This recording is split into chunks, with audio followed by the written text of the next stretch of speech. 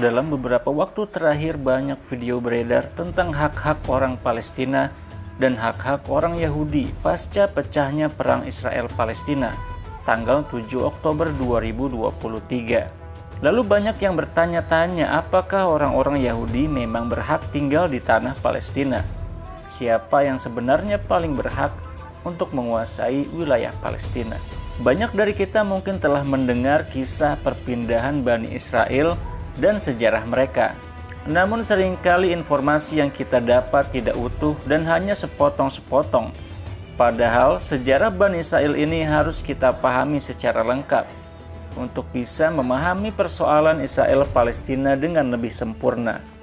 Maka dalam video ini, saya ingin mengajak Anda untuk melihat sejarah perjalanan Bani Israel dengan lebih lengkap. Dari mana mereka berasal, kemana saja mereka melakukan hijrah. Maka siapkan diri Anda, kalau perlu panggil juga anak-anak Anda, dan mari kita mulai ceritanya. Di tahun 3500 sebelum Masehi, wilayah yang saat ini kita kenal dengan Palestina ditinggali oleh orang-orang Kan'aniyin. Orang-orang Kan'aniyin ini adalah orang-orang Samiyah yang berbicara bahasa-bahasa Sam atau bahasa Semit. Sam adalah anak dari Nuh alaihi salam. Mereka berbicara bahasa-bahasa Sam seperti bahasa Syriania, Ibrani, Arab, dan bahasa-bahasa Semitik lainnya.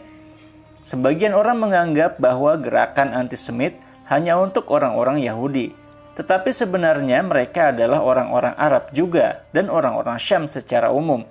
Dan saat itu mereka menyembah berhala. Lalu di tahun 1800 sebelum Masehi, datanglah Nabi Ibrahim alaihissalam ke Palestina.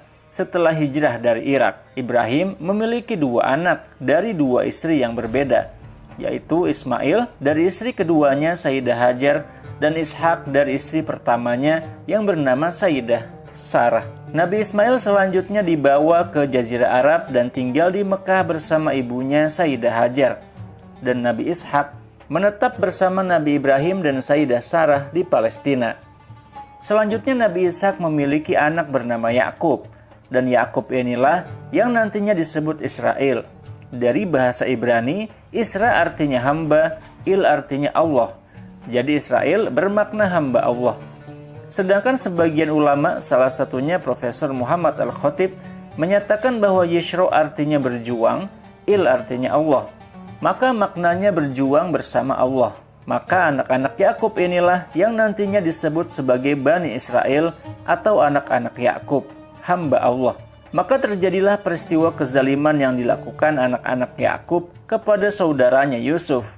Yusuf dibuang ke dalam sumur dan kemudian ditemukan oleh pedagang yang membawanya ke Mesir. Hingga nantinya Yusuf pun dibawa ke Mesir dan menjadi wazir atau menteri di Mesir. Dan kemudian Yusuf membawa semua keluarganya Bani Israel ke Mesir. 430 tahun lamanya Bani Israel pun tinggal di Mesir. Sebagian sejarawan berpendapat bahwa orang-orang dari Syam yaitu Bani Israel sempat berkuasa di Mesir dan membentuk dinasti yang disebut dengan Heksos. Namun karena kerusakan yang disebarkan oleh mereka seperti riba, pembunuhan, perusakan ekonomi, dan lain sebagainya, mereka pun dilengsarkan. Di tahun 1550 sebelum Masehi, akhirnya orang-orang Heksos, Bani Israel dari negeri Syam ini, dilengsarkan oleh Ahmose I. Bani Israel ini, mereka tetap tinggal di Mesir selama beberapa lama bersama orang-orang Mesir. Namun karena kerusakan yang mereka sebarkan, akhirnya penguasa Mesir, Fir'aun, menekan mereka dan memusuhi mereka. Bani Israel memang dikenal banyak melakukan kerusakan-kerusakan sebagaimana disebutkan dalam Al-Quran. Bahkan Korun yang sombong dengan kekayaannya juga merupakan Bani Israel yang tinggal di Mesir. Hingga akhirnya Fir'aun penguasa Mesir bermimpi bahwa kerajaannya akan runtuh di tangan salah satu keturunan Bani Israel. Maka Fir'aun pun memerintahkan untuk membunuh semua bayi laki-laki Bani Israel dan membiarkan hidup perempuan mereka. Tujuannya ialah untuk menghilangkan keturunan Bani Israel dan membuat mereka membaur dengan orang-orang Mesir pada umumnya. Kisah mimpi ini disampaikan Ibnu Katsir dalam tafsirnya. Meskipun alasan utamanya ialah karena Bani Israel dianggap banyak melakukan pengkhianatan dan kerusakan di dalam masyarakat Mesir. Akhirnya mereka pun diselamatkan oleh Nabi Musa dalam kisah terkenal tentang terbelahnya lautan di daerah Syarqiyah Mesir, dan kemudian Bani Israel pun menyeberang ke semenanjung Sinai.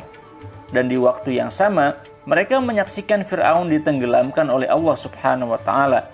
Dan setelah itu, Bani Israel pun mendapatkan kesempatan kedua untuk memperbaiki kehidupan mereka di wilayah Sinai, Syam dan sekitarnya. Saat itu belum ada Baitul Maqdis dan belum ada pula negara Palestina.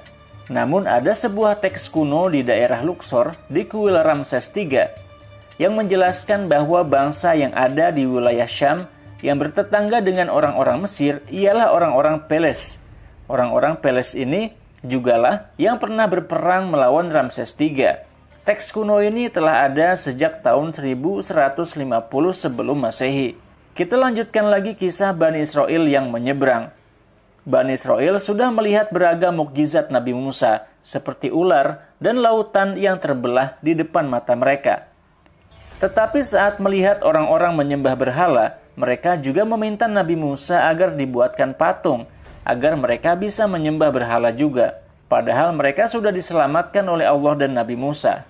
Setelah itu terjadi peristiwa pertemuan Nabi Musa dengan Allah di Sinai selama 40 hari, dan pemberian wahyu atau alwah, papan-papan ajaran Allah kepada Nabi Musa.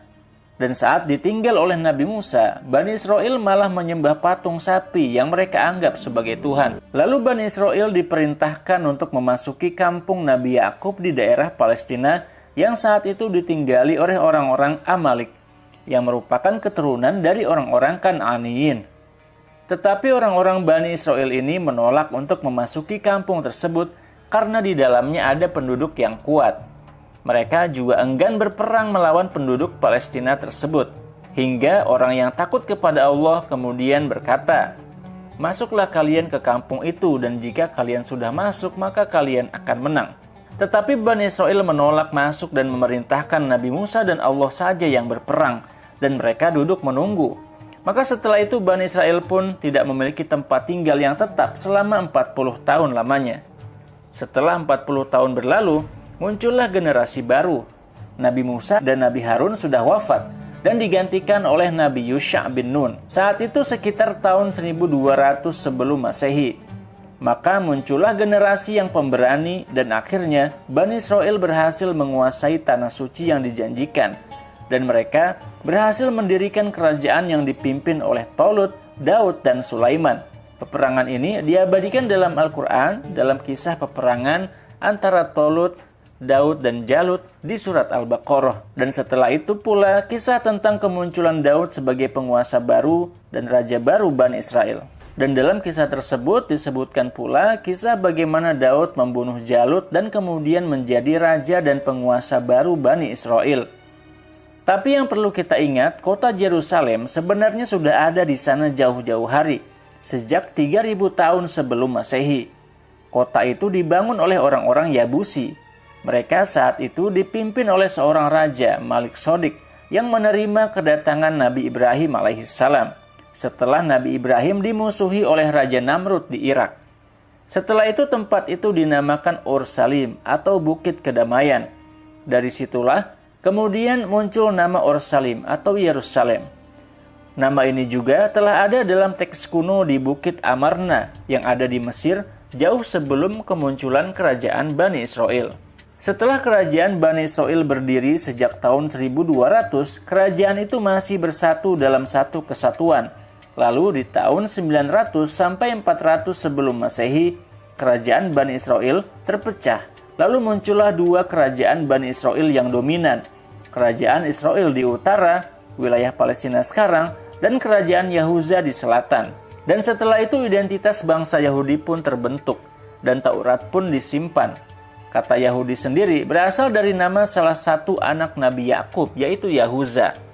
Dan setelah mereka berkuasa di tanah orang-orang Kan'an dan Yabus tersebut, mereka mengulangi dosa-dosa lama mereka.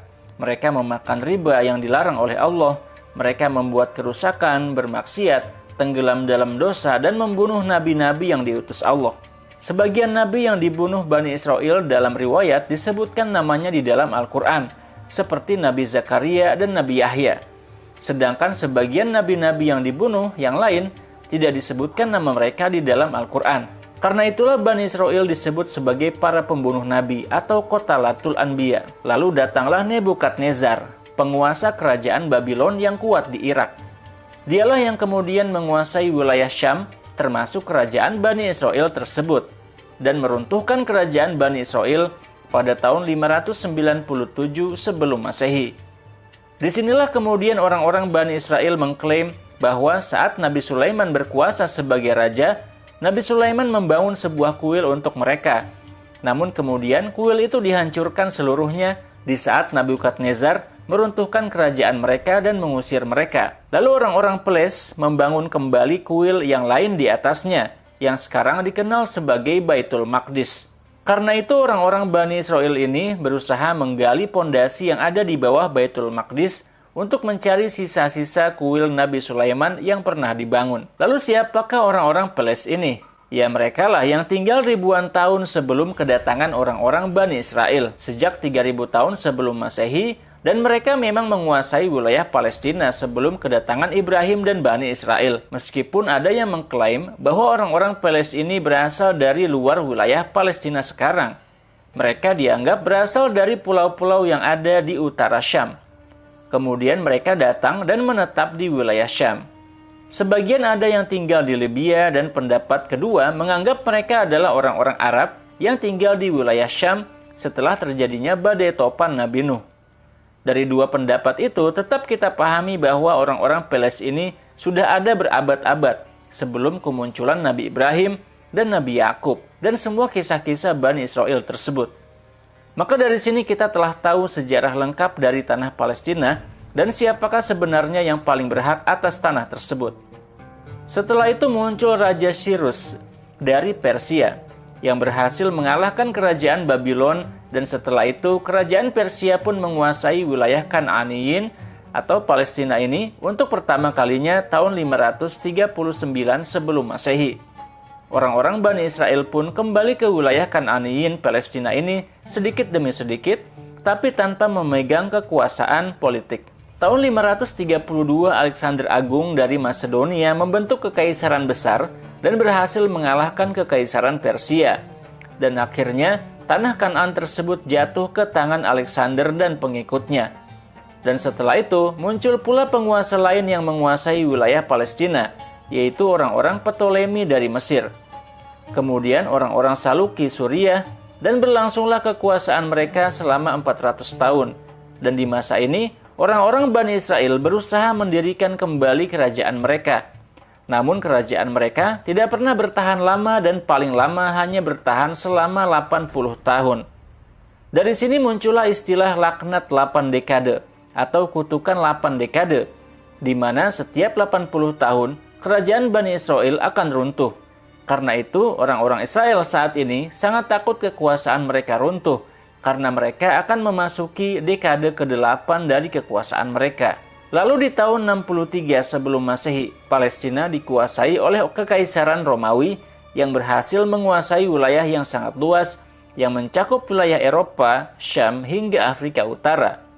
Orang-orang Bani Israel saat itu sangat menghormati Kekaisaran Romawi dan akhirnya orang-orang Bani Israel diberikan kesempatan untuk dapat hidup di wilayah Palestina dan menguasai wilayah tersebut, namun tetap di bawah kedaulatan dan pengaruh Kekaisaran Romawi. Keadaan ini terus berlanjut hingga masa kelahiran Isa alaihissalam.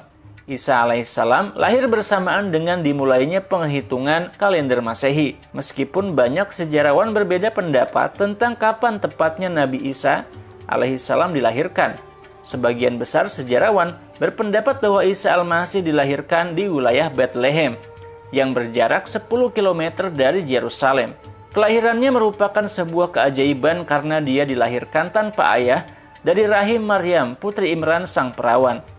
Namun, orang-orang Bani Israel yang telah berubah menjadi orang-orang Yahudi menuduh Maryam berzina dengan Yusuf si tukang kayu, yang juga bagian dari Bani Israel. Orang-orang Bani Israel kemudian melaporkan keberadaan Isa al-Masih kepada penguasa Romawi dan menyatakan bahwa Isa Al-Masih ingin berkuasa di wilayah Palestina tersebut dan mereka ingin agar Isa Al-Masih dihukum. Maka usaha ini pun berhasil dan akhirnya dengan bantuan penguasa Romawi, Isa Al-Masih pun disalib. Demikianlah kelakuan Bani Israel terhadap Isa alaihissalam. Orang-orang Bani Israel menurut sumber sejarah Yahudi dan Nasrani meyakini bahwa saat itu Isa Al-Masih tewas disalib. Namun Al-Quran menyatakan bahwa Isa Al-Masih tidak disalib dan tidak dibunuh, tetapi diselamatkan oleh Allah Subhanahu wa Ta'ala. Sedangkan yang disalib adalah muridnya yang berkhianat, yang diserupakan wajahnya dengan wajah Isa Al-Masih. Dari sini kemudian Bani Israel terpecah menjadi dua kelompok. Yang pertama ialah orang-orang Yahudi yang tidak percaya bahwa Isa adalah Yeshua, sang juru selamat. Dan mereka masih menunggu kedatangan Yeshua sampai hari ini. Dan mereka hanya meyakini kitab Taurat sebagai kitab suci yang diturunkan kepada Nabi Musa yang mereka akui sebagai nabi mereka. Dan yang kedua ialah orang-orang Kristen yang meyakini bahwa Isa Al-Masih adalah sosok juru selamat yang nanti akan dibangkitkan lagi di hari kiamat. Dan mereka meyakini kitab Injil sebagai kitab suci mereka yang diturunkan kepada Isa. Meskipun nantinya akidah mereka berubah dan mereka meyakini bahwa Isa Al-Masih adalah Tuhan sekaligus anak Tuhan, dan mereka pun menyembah Isa Al-Masih sebagai Tuhan. Dari sini kemudian orang-orang Romawi yang mendukung Bani Israel dari kalangan Yahudi akhirnya menekan dan menindas orang-orang Kristen, orang-orang Nasrani yang percaya kepada Isa Al-Masih sebagai Tuhan dan Juru Selamat mereka.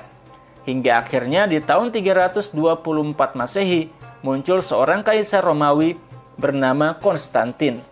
Dia menjadikan agama Kristen sebagai agama resmi di dalam kekaisaran Romawi. Dan sebelum meninggal, dia pun masuk ke dalam agama Kristen. Dan sejak saat itu, kekaisaran Romawi menjadi kekaisaran Kristen. Dan dia pula lah yang membangun kota Konstantinopel yang selanjutnya diubah menjadi Istanbul dan dibuka oleh Sultan Muhammad Al-Fatih tahun 1453 Masehi. Setelah orang-orang Kristen mendominasi kekaisaran Romawi, maka orang-orang Kristen pun membalas penindasan yang dilakukan oleh orang-orang Yahudi. Orang-orang Yahudi pun selanjutnya ditindas dan ditekan oleh orang-orang Kristen yang ada di Palestina. Hingga akhirnya orang-orang Yahudi pun hijrah dan pergi meninggalkan Palestina ke berbagai tempat di dunia. Sebagian hijrah ke Eropa, sebagian hijrah ke Afrika Utara, dan sebagian hijrah ke Jazirah Arab. Hingga banyak pula yang menetap di Madinah. Itulah kenapa saat Nabi Muhammad SAW diutus tahun 610 Masehi, terdapat banyak sekali orang-orang Yahudi yang tinggal di wilayah Madinah. Dan saat itu, orang-orang Yahudi telah tinggal 200 tahun di Jazirah Arab. Demikianlah teman-teman kisah Bani Israel sejak ribuan tahun sebelum Masehi hingga masa Nabi Muhammad SAW. Terima kasih Anda sudah menonton video ini sampai habis dan sampai ketemu lagi di video selanjutnya insya Allah. Saya Muhammad Isdian Muttaqin. Wassalamualaikum warahmatullahi wabarakatuh.